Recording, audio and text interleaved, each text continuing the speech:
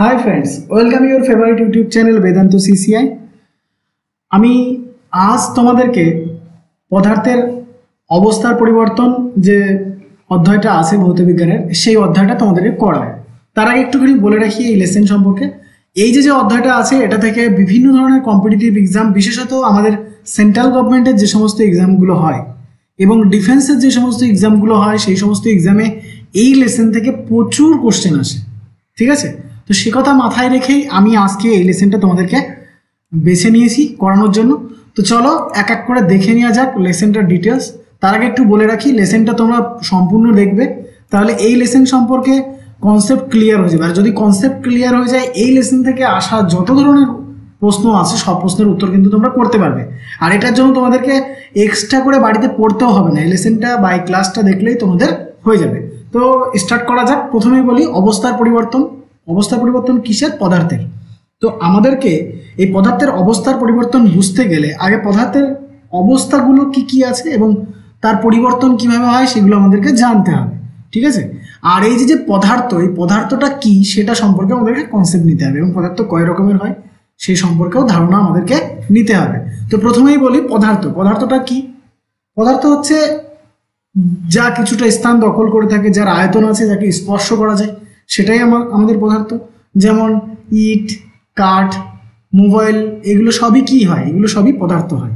ঠিক আছে, এবার আমরা জানবো যে পদার্থের কটি অবস্থা। জেনারেলি পদার্থের তিনটি অবস্থা হয়। কি কি? কঠিন, তরল আর হচ্ছে গ্যাসীয়। কিন্তু এই তিনটি অবস্থা ছাড়াও আরও তিনটি অবস্থা কিন্তু আমরা পদার্থের পেয়ে থাকি। কি কি? এক হচ্ছে অধিতরল কন্ডিশন, আর একটা হচ্ছে প্লাজমা কন্ডিশন, আর একদম সর্বশেষ যেটা আবিষ্কৃত হয়েছে সেটা হচ্ছে বোস আইনস্টাইন কন্ডেনসেট। ঠিক আছে, তো প্রথমেই চলে আসি কঠিন পদার্থ।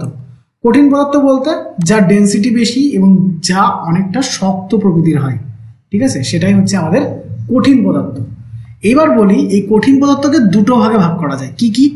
একটা অনিয়তকার বা যার কোনো আকার নেই, আর একটা হচ্ছে স্ফটিক সদৃশ, মানে যার আকার আছে। অনিয়তকার কি? যার কোনো আকার নেই। যেমন ধরো কাঁচ, মোম, প্লাস্টিক, রবার, এগুলোর কি হয় না? আকার হয় না। এই ধরনের কঠিন পদার্থকে বলা হয় অনিয়তাকার কঠিন পদার্থ। আর ক্রিস্টাল কঠিন পদার্থ কি? যেটা স্ফটিক সদৃশ, যার নির্দিষ্ট আকার আছে। যেমন sodium chloride, diamond, graphite, quartz, এগুলোর কিন্তু আকার আছে। তো এদেরকে কি বলা হয়? স্ফটিক সদৃশ কঠিন পদার্থ। ক্লিয়ার? এইবার বলি, ধরো কঠিন পদার্থ একটা বরফের টুকরো কিন্তু কঠিন। বরফকে যদি আমরা তাপ প্রদান করি তাহলে কি হবে? তরলে পরিণত হবে। তাহলে তরলে পরিণত তরল পদার্থ কি? যেটা তরল অবস্থায় থাকে, যে বিশেষত জল, তেল, এগুলোকে আমরা কি বলি? তরল পদার্থ বলি। আবার দেখো, জলকে যদি আমরা তাপ প্রদান করি, জল কি হয়ে যাবে? বাষ্পে পরিণত হবে। এই যে বাষ্পে পরিণত হওয়ার ঘটনাটা, যে বাষ্পটা, যে জলীয় বাষ্পটা তৈরি হলো, সেটা হচ্ছে আমাদের কি? গ্যাসীয় পদার্থ। ঠিক আছে, এছাড়া বায়ুমণ্ডলে বিভিন্ন গ্যাসীয় পদার্থ থাকে, যেমন nitrogen, oxygen, hydrogen, carbon dioxide, helium, argon, krypton, xenon, এগুলো সবই কিন্তু কিসের মধ্যে পড়ে? গ্যাসীয় পদার্থের মধ্যে পড়ে। এইবার আমরা যেটা জানবো সেটা হচ্ছে অধিতরল পদার্থ কি। একটুখানি আমরা আগে জেনে নিই যে তরল পদার্থের মূল বৈশিষ্ট্য কি। তরল পদার্থের মূল বৈশিষ্ট্যটা কি? যে না, সাধারণত তরল একটা জিনিস সবসময় ধরে রাখার চেষ্টা করে, সেটা হচ্ছে তার সমতা। তরল পদার্থ সবসময় সমতা বজায় রাখার চেষ্টা করে। তোমরা খেয়াল করে দেখবে, কোনো জায়গায় যদি তোমরা জল ঢেলে দাও তাহলে দেখবা জল কি হবে? ওই জল উঁচু জায়গা থেকে নিচু জায়গার দিকে গড়িয়ে যেতে থাকবে, তাই না? কেন হয় এটা? কারণ তরল পদার্থ বা জল সবসময় চাই কি? তার সমতা বা তার লেভেলটাকে ধরে রাখার, বা লেভেলটাকে বজায় রাখার, সমতা বজায় রাখার। তো এই যে বৈশিষ্ট্যটা, এই বৈশিষ্ট্যের যে বিপরীত বৈশিষ্ট্য, তরল পদার্থ কি হয়? সাধারণত নিচু থেকে, মানে উঁচু থেকে নিচুর দিকে যায়, কিন্তু অধিতরল অবস্থায় কি হবে? নিচু থেকে উঁচুর দিকে যাবে।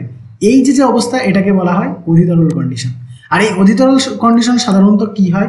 -78 ডিগ্রি সেন্টিগ্রেড উষ্ণতায় তরল হিলিয়ামে কিন্তু এইরকম বৈশিষ্ট্য আমরা লক্ষ্য করি। ক্লিয়ার? এবার জানবো আমরা প্লাজমা সম্পর্কে। প্লাজমাটা কি? প্লাজমাটা হলো, দেখো, না কঠিন না তরল, এর মাঝের যে অবস্থাটা, মানে ভিসকোসিটি যে বা সান্দ্রতার যে ব্যাপারটা, ঠিক আছে, সেটাকে আমরা কি বলবো? সেটাকে আমরা প্লাজমা বলবো। এবার বলি এই যে প্লাজমা কন্ডিশন থকথকে জেলির মতো হয়।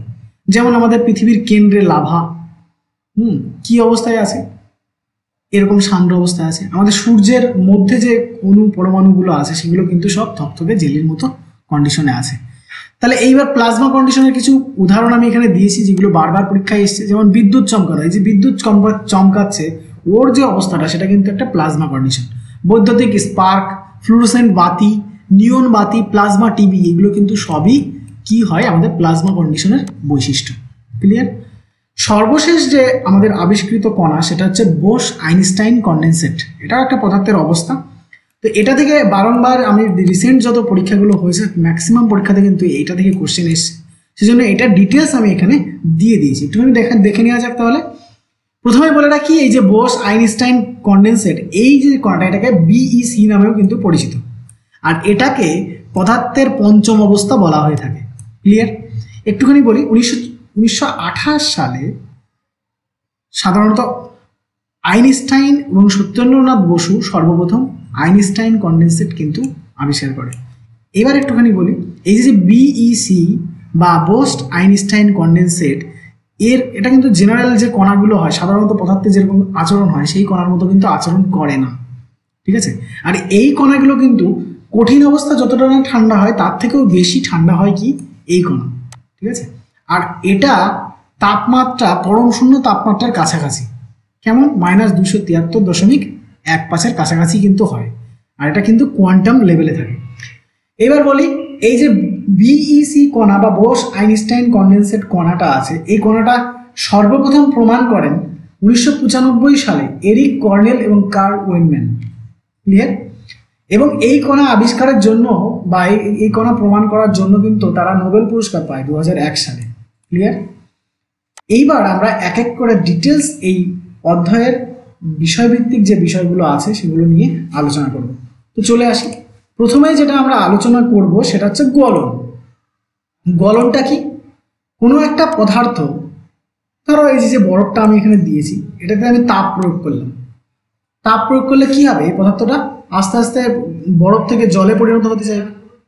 তো জলে পরিণত হয়ে গেলে সেটাকে আমরা কি বলবো? গলন। তাহলে দেখো, এই যে তোমাদের আমি একটা চিত্র দিয়েছি, চিত্রের দুপাশে দুটো গ্রাফের সিম্বল দেওয়া আছে। একটা গ্রাফে দেখো এদিকে কি হচ্ছে, যত উপরে যাচ্ছে তত কি হচ্ছে? তাপমাত্রা ইনক্রিজ হচ্ছে, তাপমাত্রা বৃদ্ধিপ্রাপ্ত হচ্ছে। আর এইদিকে যত যাচ্ছে তত তাপশক্তি বৃদ্ধি পাচ্ছে। ক্লিয়ার? এবার দেখো, তাহলে আমি প্রথমে কি বললাম? গলন। গলনটা কি? যখন এই কঠিন পদার্থে তাপ প্রয়োগ করা হয় তখন পদার্থটি গলতে আরম্ভ করে। এই যে কন্ডিশন, এই কন্ডিশনটাকে আমরা কি বলি? গলন বলি। ক্লিয়ার? এইবার চলে আসি গলন থেকে গলনাঙ্ক। গলনাঙ্ক জিনিসটা কি?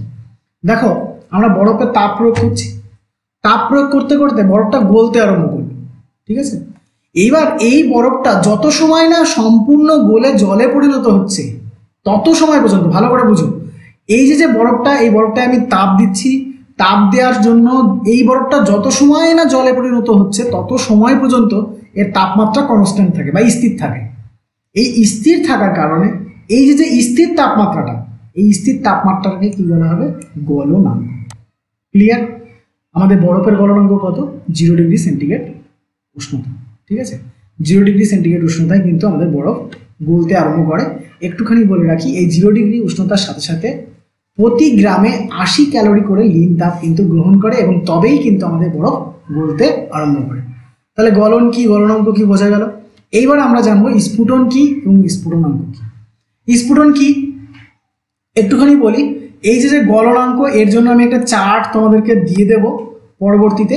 তোমরা আমাদের বিভিন্ন গ্রুপ, হোয়াটসঅ্যাপ, ফেসবুক এবং টুইটার যে সমস্ত গ্রুপগুলো তৈরি করা আছে সে সমস্ত গ্রুপে জয়েন করো।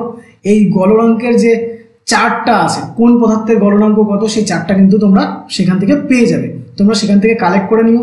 আর এই যে প্রজেক্টের পেজগুলো দেখছো, এই পেজগুলো পাওয়ার জন্য কিন্তু আমাদের গ্রুপে জয়েন করো। ঠিক আছে? এমনি ডেসক্রিপশন বক্সে লিঙ্কে দেয়া থাকবে। তাছাড়াও আমাদের গ্রুপগুলোতে যদি জয়েন করো তাহলে তোমরা ডাইরেক্ট এই প্রজেক্টের পেজগুলো কিন্তু পেয়ে যাবে। তার পাশাপাশি ওই যে বললাম বিভিন্ন পদার্থের গলনাঙ্ক, বিভিন্ন পদার্থের স্ফুটনাঙ্ক, এগুলো বারবার পরীক্ষায় দেয়, আর এইগুলো কিন্তু ওখান থেকে তোমরা কালেক্ট করে নিতে পারো। বিভিন্ন গ্রুপে জয়েন করো এবং সেখান থেকে কালেক্ট করে নাও। তো চলো তারপরে শুরু করা যাক। এবার আমরা জানবো স্ফুটন। স্ফুটন মানে কি? ফুটতে আরম্ভ করবে। কি? তরল পদার্থ যখন ফুটতে আরম্ভ করবে তখন সেটাকে আমরা কি বলবো? স্ফুটন। মানে ধরো এই যে জলটা, এই জলে আমি তাপ প্রয়োগ করছি নিচের থেকে, এবং তাপ প্রয়োগের কারণে কি হবে, এই জলটা ফুটতে আরম্ভ করবে। আর এই জলটা যখন ফুটতে আরম্ভ করবে সেটাকে, এই যে ঘটনাটা, এই ঘটনাটাকে আমরা কি বলবো, স্ফুটন। ক্লিয়ার? সাধারণত জল কত ডিগ্রি সেন্টিগ্রেডে ফুটতে আরম্ভ করে? 100 ডিগ্রি সেন্টিগ্রেড উষ্ণতায়। আমি এখানে দেখো তাপমাত্রাটা আইডেন্টিফাই করে দিয়েছি। নেক্সট, স্ফুটনের থেকে আসছে স্ফুটনাঙ্ক। স্ফুটনাঙ্কটা কি? আমি বললাম সাধারণত 100 ডিগ্রি সেন্টিগ্রেড উষ্ণতায় জল ফুটতে আরম্ভ করে। ক্লিয়ার? এইবার দেখো, এই যে 100 ডিগ্রি তাপমাত্রায় জল ফুটতে আরম্ভ করছে, যত সময় না পর্যন্ত এই সম্পূর্ণ জলটা ফুটে বাষ্পে পরিণত হবে, তত সময় পর্যন্ত এই যে তাপমাত্রাটা, কত তাপমাত্রা? 100 ডিগ্রি সেন্টিগ্রেড। এই তাপমাত্রাটা কিন্তু স্থির থাকবে, এবং এই তাপমাত্রাটাকেই বলা হবে জলের স্ফুটনাঙ্ক। ক্লিয়ার? আমি আবারও বলছি, এই যে জলটা, এটাকে আমি তাপ দিচ্ছি, এবং তাপ দেওয়ার কারণে জল ফুটতে আরম্ভ করলো, এবং এই জল যখন ফুটতে আরম্ভ করলো, যত সময় না পর্যন্ত এই জল সম্পূর্ণ বাষ্পে পরিণত হচ্ছে, তত সময় পর্যন্ত এর তাপমাত্রা 100 ডিগ্রি সেন্টিগ্রেডই থাকবে, অর্থাৎ এই তাপমাত্রাটা স্থির থাকবে। এই তাপমাত্রাটাকে আমরা কি বলবো? স্ফুটনাঙ্ক। ক্লিয়ার? নেক্সট, একটুখানি বলি আমাদের পদার্থের অবস্থান্তর, মানে এই যে পদার্থ কঠিন থেকে তরল, তরল থেকে গ্যাসীয় হচ্ছে, এটা কি হচ্ছে? পদার্থের অবস্থান্তর হচ্ছে, মানে পদার্থের অবস্থার পরিবর্তন হচ্ছে। আর এই পদার্থের অবস্থার পরিবর্তন সাধারণত দুই রকমের হয়। কি কি? উচ্চ অবস্থান্তর, আর একটা হচ্ছে নিম্ন অবস্থান্তর। তো তোমাদেরকে আমি এত সময় যেগুলো বলছিলাম সেগুলো কি হচ্ছে? সবই দেখো তাপ নিচ্ছে, গ্রহণ করছে, এবং তাপ গ্রহণের ফলে পদার্থ কি হচ্ছে? তরল, তরল থেকে গ্যাসীয় অবস্থায় পরিণত হচ্ছে। তো যখন তাপ নিয়ে কোনো পদার্থের অবস্থার পরিবর্তন হবে, তখন সেটাকে আমরা কি বলবো? উচ্চ অবস্থান্তর। উচ্চ অবস্থান্তরের মধ্যে তাহলে কি কি পড়ে? গলন পড়ে, স্ফুটন পড়ে। ক্লিয়ার? এবার দেখো নিম্ন অবস্থান্তর, আমি হলুদ কালিতে করে দিয়েছি, দেখো হলুদ কালিতে করে দিয়েছি। এটা কি হচ্ছে দেখো, এটা হচ্ছে কি, আগেরটায় আমরা কি পেয়েছিলাম, যে তাপ গ্রহণ করে কি হচ্ছে, পদার্থ এক অবস্থা থেকে আর এক অবস্থায় পৌঁছে যাচ্ছে, সেটাকে আমরা কি বলছি? উচ্চ অবস্থান্তর বলছি। এটার ক্ষেত্রে তার উল্টো হবে। কি হবে? তাপ বর্জন করে দেবে। ধরো কোনো গ্যাসীয় পদার্থ আছে, সেখান থেকে যদি তাপ নিষ্কাশন করে নেওয়া হয়, তাহলে সেটা কি হবে? তরলে পরিণত হবে। আবার তরল থেকে যদি তাপ নিষ্কাশন করে নেওয়া হয়, সেটা কিসে পরিণত হবে? কঠিনে পরিণত হবে। এই যে ব্যাপারটা, তাপ নিষ্কাশনের ফলে যখন কোনো পদার্থের অবস্থার পরিবর্তন হবে, তখন সেটাকে আমরা কি বলবো? নিম্ন অবস্থান্তর। ঠিক আছে? তবে কিছু কিছু ক্ষেত্রে এর কিছু ব্যতিক্রম দেখতে পাওয়া যায়। যেমন কর্পূর, নিশাদল, এগুলো কি হয়, অনেক সময় তাপ প্রয়োগ করলে এরা কঠিন থেকে তরলে পরিণত না হয়ে এরা ডাইরেক্ট বাষ্পে পরিণত হয়ে যায়। তাহলে কি বললাম? কর্পূর, নিশাদল, এই যে দেখতে পাচ্ছ কর্পূর, নিশাদল, শুষ্ক বরফ, ন্যাপথলিন, এদের ক্ষেত্রে কি হয়? তাপ প্রয়োগ করলে এরা কঠিন থেকে সরাসরি বাষ্পে পরিণত হবে, মানে এই যে বরফ থেকে সরাসরি গ্যাস, মানে এই অবস্থায় চলে আসবে। এই যে ঘটনাটা, এটাকে বলা হয় কি? ঊর্ধ্বপাতন।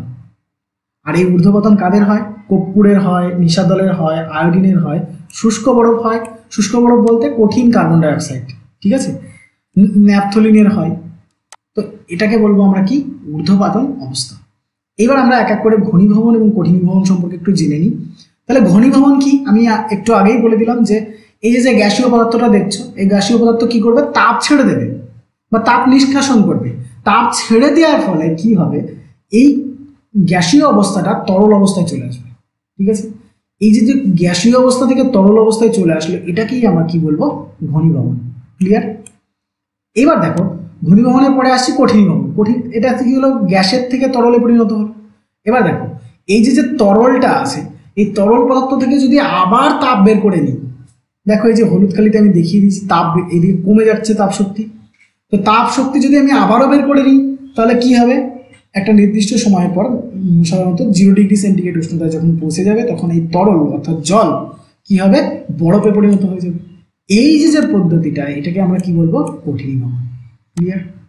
তাহলে দেখো, এই চার্টের মধ্যে বা এই চিত্রের মধ্যে দিয়ে, এই গ্রাফ চিত্রের মধ্যে দিয়ে কিন্তু আমি টোটাল সম্পূর্ণটা তুলে ধরেছি। কঠিনীভবন কি, গলন কি, গলনাঙ্ক কি, স্ফুটন কি, স্ফুটনাঙ্ক কি, ঘনীভবন কি, নিম্ন অবস্থান্তর কি, উচ্চ অবস্থান্তর কি, এগুলো কিন্তু আমি এখানে ক্লিয়ার করে দিয়েছি।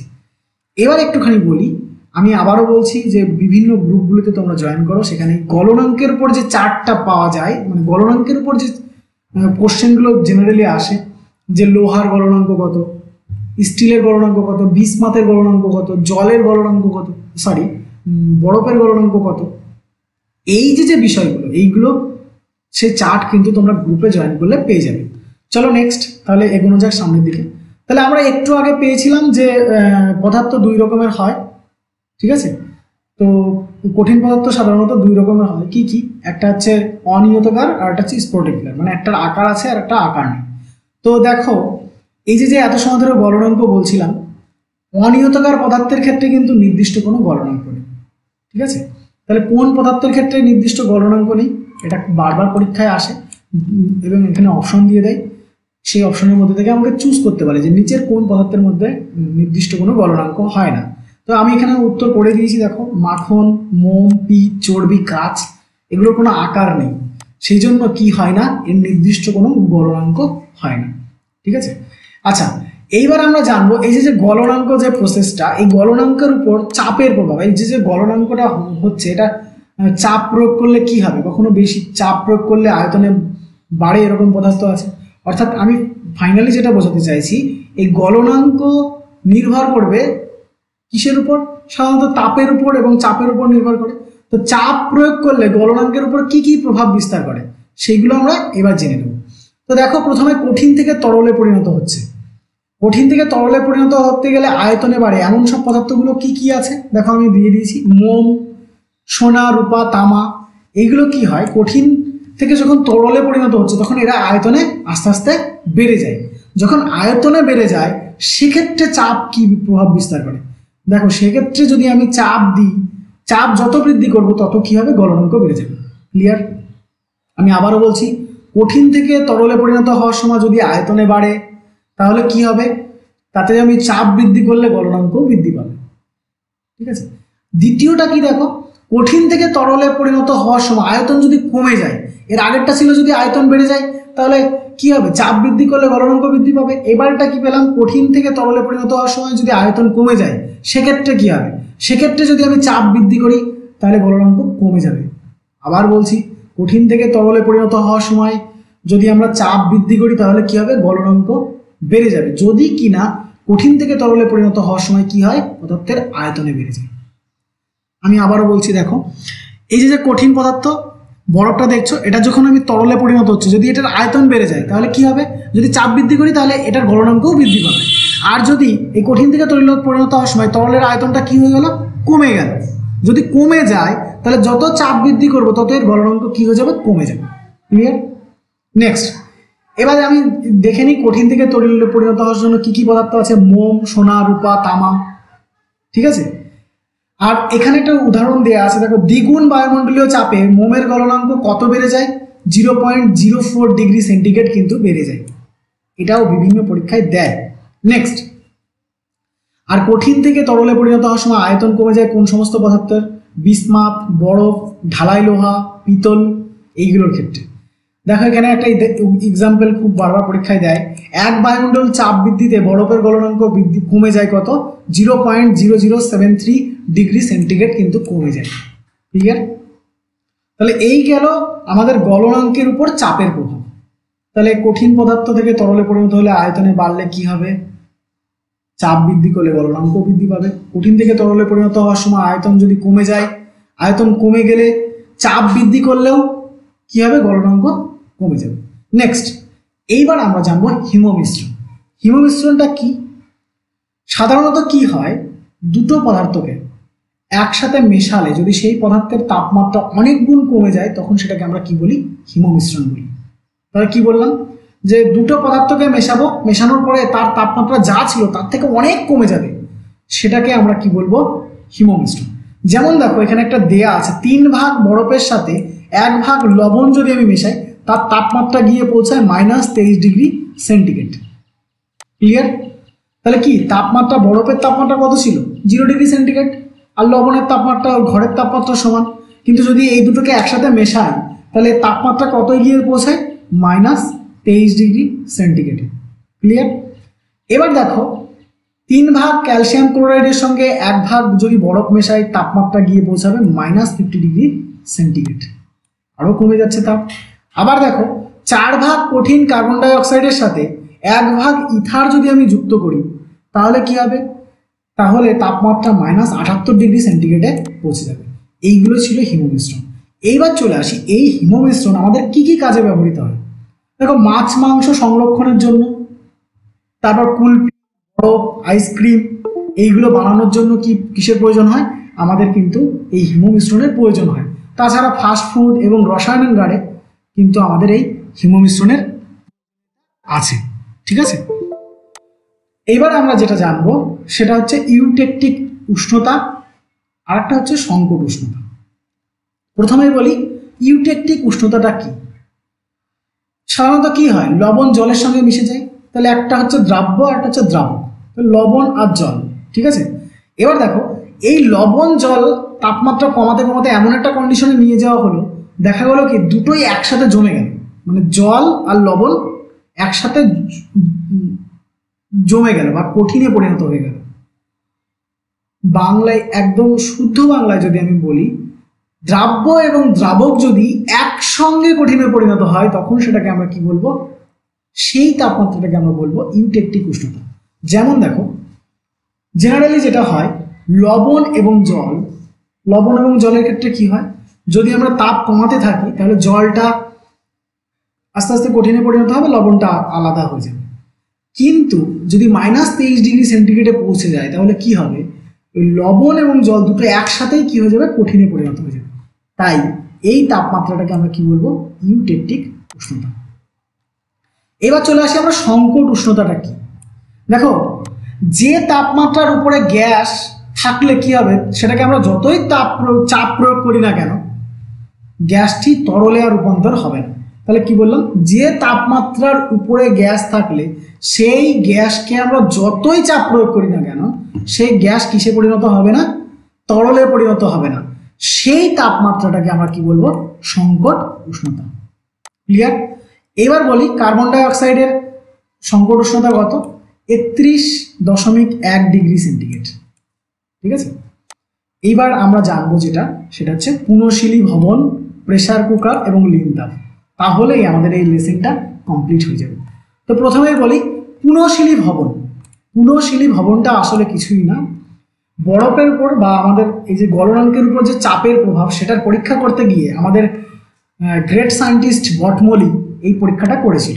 তো পুনঃশীলী ভবনটা কি হয়, দেখো, একটা 0 ডিগ্রি সেন্টিগ্রেড উষ্ণতায় কোনো একটা রুমের মধ্যে যদি কি করা হয়, দুটো দণ্ডের মধ্যে একটা বরফ রেখে দেওয়া হয় এবং কি করা হয়, সেই বরফটাতে একটা সরু তামার তার দিয়ে একটা ভার যদি চাপিয়ে দেওয়া হয়, সেক্ষেত্রে যেটা হয়, এই যে তামার তারটা দেখতেই পাচ্ছ তোমরা, আস্তে আস্তে কি হচ্ছে, নিচের দিকে নেমে আসছে। এটার কারণ কি, যখন বরফের উপর চাপ পড়ছে তখন বরফ গলে যাচ্ছে, এবং যখন চাপ অপসারণ করে নেওয়া হচ্ছে তখন বরফটা কি হয়ে যাচ্ছে, পুনরায় বরফে পরিণত হয়ে যাচ্ছে। এই যে অবস্থাটা, এবং অ্যাটলিস্ট এই যে ভারটা দেয়া আছে বা ঝোলানো যেটা আছে, এটা নিচে পড়ে যাবে। তাহলে কি, বরফ আগে গলে গিয়ে কি হলো, তারটাকে নিচে নামিয়ে দিল, এবং একটা সময় দেখা যাবে যে ওই পুরো তার সহ ভারটা নিচে পড়ে গেল, কিন্তু বরফ সেই আগের মতো অবস্থাতেই আছে। এই ঘটনাটাকে বলা হয় কি, পুনঃশীলী ভবন। এই পরীক্ষাটা কে করে, বিজ্ঞানী বটমলি, এবং 0 ডিগ্রি সেন্টিগ্রেড উষ্ণতায় কিন্তু এই পরীক্ষাটা করা হয়। আর এই যে তারটা দেওয়া থাকে সেটা কিন্তু সরু তামার তার দেওয়া থাকে। ক্লিয়ার? এইবার আমরা জানবো প্রেসার কুকারের কার্যনীতি। প্রথমে একটু বলি প্রেসার কুকারটা কেন ডেনিস পেপেইন, একটু বলি। এই যে প্রেসার কুকারটা আছে, এই প্রেসার কুকারটা আবিষ্কার করে বা ডিসকভার করে ডেনিস পেপেইন। কি জন্য আবিষ্কার করে একটুখানি বলে রাখি শোনো। দেখো, সাধারণত পাহাড়ি অঞ্চলে বাতাসের চাপের পরিমাণ কি থাকে, অনেক কম থাকে।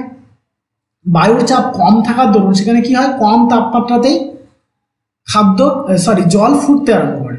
আর জল যখন কম তাপমাত্রায় ফুটতে আরম্ভ করে তখন যে প্রবলেমটা আমাদের সব থেকে বেশি ফেস করতে হয়, সেটা হলো ওই খাদ্যগুলোর ভিতরে যে খাদ্যগুণ থাকে, সেই খাদ্যগুলো কিন্তু খুব ভালো সিদ্ধ হয় না। ঠিক আছে, আর খাদ্য যদি সিদ্ধ ভালো না হয় তাহলে কি হয়, শক্ত থেকে যায়। তো এই সমস্যা দূরীকরণের জন্য ডেনিস পেপাইন কি করে, প্রেসার কুকার আবিষ্কার করে। কত সালে, 1679 খ্রিস্টাব্দে।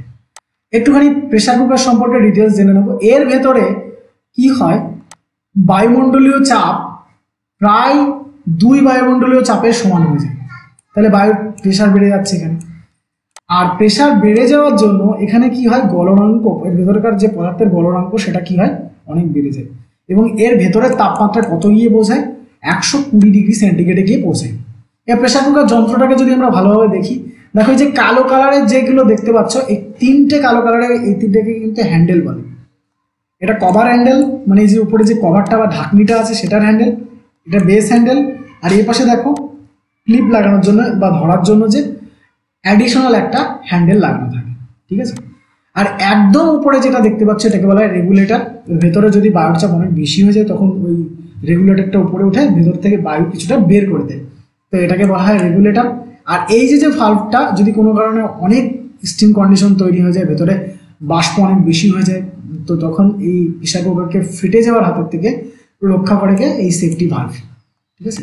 আর এই যে পাইপটা দেখতে পাচ্ছ, এই পাইপ দিয়ে কিন্তু গ্যাস বাইরে বেরিয়ে আসে, এবং এর এই পাইপের গায়ে কিন্তু অনেকগুলো ছিদ্র করা থাকে, এটাকে বলা হয় ভেন্ট পাইপ, ক্লিয়ার। আর এই যে টোটাল বডিটা, এটা হচ্ছে কুকিং বডি, এর ভেতরেই আমরা খাবার রাখি। আর এই যে কালো কালারের যেটা দেখতে পাচ্ছ সিল করা আছে, এটাকে বলা হয় সিলিং রিং, ক্লিয়ার। একটুখানি বলি, সাধারণত এর ভেতরে খাদ্য কিভাবে সিদ্ধ হয় বা কতটা সময় নেয় তার উপরে কোশ্চেন আসে। যে সমস্ত কোশ্চেনগুলো এসছে সেই কোশ্চেনগুলোর উপরেই নির্ভর করে আমি ইনফরমেশনটা তৈরি করেছি। চিকেন সাধারণত আমাদের নর্মালি 1 ঘন্টা বা 60 মিনিট সময় লাগে, কিন্তু প্রেসার কুকারে 15 মিনিটে হয়ে যাবে, ঠিক আছে। রাইস, সাধারণত ব্রাউন রাইসের কথা এখানে বলা হয়েছে। ব্রাউন রাইসের ক্ষেত্রে দেখো এটা 40 মিনিট সময় লাগে, কিন্তু প্রেসার কুকারে 10 মিনিটে হয়ে যাবে। ডাল আমরা 50 মিনিট লাগে নর্মালি, কিন্তু প্রেসার কুকারে 15 মিনিটে কিন্তু আমাদের ডাল রেডি হয়ে যাবে। এই ছিল আমাদের প্রেসার কুকার। নেক্সট আমরা যেটা জানবো সেটা হচ্ছে লিন তাপ। প্রথমে বলি লিন তাপটা কি। লিন তাপটা হলো, দেখো জল যখন বাষ্পে পরিণত হচ্ছে, 100 ডিগ্রি সেন্টিগ্রেড উষ্ণতায় পৌঁছে গেছে, 100 ডিগ্রি সেন্টিগ্রেড উষ্ণতায় জল ফুটে বাষ্পে পরিণত হচ্ছে, আবার 100 ডিগ্রি উষ্ণতায় কিন্তু জলও পাওয়া যায়। আমি কি বোঝাতে চাইলাম, ফাইনালি আবার বোঝো যে 100 ডিগ্রি সেন্টিগ্রেড উষ্ণতায় বাষ্প, 100 ডিগ্রি সেন্টিগ্রেড উষ্ণতায় জল, এই দুটোর মধ্যে কিসের পার্থক্য? এই দুটোর মধ্যে এই লিন তাপের পার্থক্যটা আছে। কেমন দেখো, 0 ডিগ্রি সেন্টিগ্রেড উষ্ণতায় বরফও থাকে, আবার 0 ডিগ্রি সেন্টিগ্রেড উষ্ণতায় জলও পাওয়া যায়। তাহলে এই দুটোর মধ্যে পার্থক্য কি? এই দুটোর মধ্যে পার্থক্য হলো 0 ডিগ্রি সেন্টিগ্রেড উষ্ণতায় বরফের তুলনায় 0 ডিগ্রি সেন্টিগ্রেড উষ্ণতায় জলের মধ্যে প্রত্যেক গ্রামে 80 কিলো ক্যালোরি করে কিন্তু তাপ বেশি থাকে। এই যে তাপমাত্রাটা, এই তাপমাত্রাটাকেই আমরা কি বলি, লিন তাপ বলি, ক্লিয়ার। এবার আমরা দেখে নিই লিন তাপের বিভিন্ন অবস্থা। প্রথমেই বলি সিজিএস পদ্ধতিতে লিন তাপের একক হচ্ছে ক্যালোরি, আর এসআই পদ্ধতিতে লিন তাপের একক হচ্ছে কিলোজুল। তাহলে দেখো, কঠিন থেকে তরলে পরিণত হওয়ার সময় প্রতি গ্রামে কত ক্যালোরি করে শক্তির প্রয়োজন হয়? 80 ক্যালোরি করে কিন্তু শক্তির প্রয়োজন হয়। আর এটাকে যদি আমরা এসআই পদ্ধতিতে দেখি তাহলে 336 কিলো জুল শক্তির কিন্তু প্রয়োজন হয়। ঠিক একই রকমভাবে তরল থেকে গ্যাসে পরিণত হওয়ার সময় 537 কিলো ক্যালোরি করে তাপের প্রয়োজন হয়। আর যদি জুলে দেখি তাহলে 2255 কিলো জুল কিন্তু শক্তির প্রয়োজন হয়। ঠিক একই রকমভাবে এই গ্যাস থেকে যখন লিকুইডে আসবে তখন কিন্তু এই গ্যাসকে 537 কিলো ক্যালোরি করে তাপ ছেড়ে দিতে হবে, ঠিক আছে। আবার দেখো এই লিকুইড থেকে যখন সলিডে আসবে তখন কিন্তু একেও 80 ক্যালোরি করে তাপ ছেড়ে দিতে হবে। আমি একটু আগে যে উদাহরণটা বলছিলাম বরফ, আর একটা হচ্ছে জল। কি হয়, বরফ জলে পরিণত হবে যদি 80 কিলো ক্যালোরি শক্তি তাপ গ্রহণ করে। এই তাপ শক্তিটা কিন্তু যদি গ্রহণ করে তাহলে বরফ জলে পরিণত হবে। আর এই জল বরফে পরিণত হবে যদি এই 80 ক্যালোরি তাপ কি করে, বর্জন করে, ঠিক আছে। এই ছিল আমাদের লিন তাপের কনসেপ্ট। আর একটা ইনফরমেশন এখান থেকে বারবার পরীক্ষায় আসে, সেটা হচ্ছে 1 কিলো ক্যালোরি সমান কত জুল। 1 ক্যালোরি সমান হচ্ছে 4.1855 জুল বা 4.2 জুল। তো ফ্রেন্ডস, ভিডিওটি যদি ভালো লেগে থাকে তাহলে অবশ্যই লাইক, শেয়ার এবং কমেন্টস করবে। আর যদি আমার চ্যানেলে নতুন হও তাহলে রিকোয়েস্ট করব চ্যানেলটিকে সাবস্ক্রাইব করো। কম্পিটিটিভ এক্সামের জন্য এই চ্যানেলটি তোমাদেরকে খুবই হেল্পফুল হবে। দেখা হবে পরবর্তী ভিডিওতে। Thank you so much.